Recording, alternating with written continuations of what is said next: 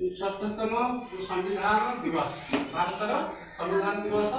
तेणु यही संविधान दिवस आज कौन नवेम्बर 26 तारीख भारत संविधान दिवस आम पालन कर कौन ना भारतवासी भारत को एक सार्वभौम गणतांत्रिक समाजवादी धर्मनिरपेक्ष साधारणतंत्र रूपे गठन करने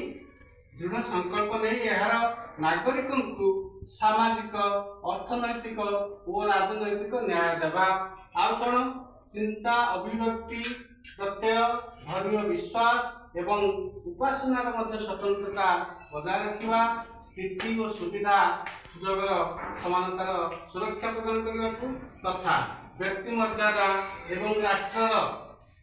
ऐक्य और संहति रक्षा करने को निश्चित मध्य भ्रातृभाव उत्साह करने को प्रेरणा देवा यही से 1949 मसीहा नवेम्बर मास 26 तारीख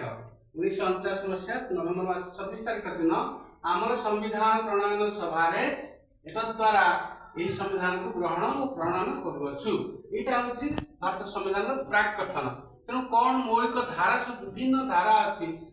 आमर एठी 51 क धारा विभिन्न मौलिक कर्तव्य रही से कर्तव्य मध्य कौन संविधान को मानि चलवा यार आदर्श अनुष्ठान मान एवं जातीय पताका जातीय संगीत को सम्मान प्रदर्शन करवा सब आदर्श जातीय स्वाधीनता संग्राम को अनुप्राणित कर तेणु भारत सार्वभौम एकता और संगति सुरक्षा करवा धर्मगत भाषागत आंचलिक किंबा गोष्ठीगत भिन्नता को अतिक्रम कर भारत जनसाधारण को देश में माने कौन ऐक्यवत भातृभाव सृष्टि करवा आमर संस्कृतिर मूल मूल्यवान ऐतिह्य को सम्मान प्रदर्शन करवा एवं संरक्षण करवा आउ कौन रही अरण्य ह्रद नदी वन्यप्राणी समस्त समेत प्राकृतिक संपदर सुरक्षा करवा आउ कौन प्रचेषा माता पिता अभिभावक 6 वर्ष 14 वर्ष बयस मान पिला संतान से शिक्षा लाभ वंचित जमी न हुए से दृष्टि दि जाए सर्वसाधारण संपत्ति सुरक्षा करवा एवं हिंसा को परित्याग करवा यही किसी धारा रही 51 धारा